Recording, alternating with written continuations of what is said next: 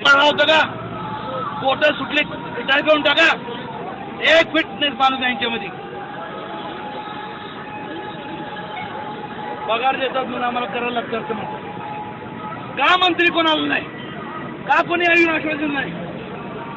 यांना ट्रॅफिकची बनली आहे. कोण ट्रॅफिक, कुठला ट्रॅफिक?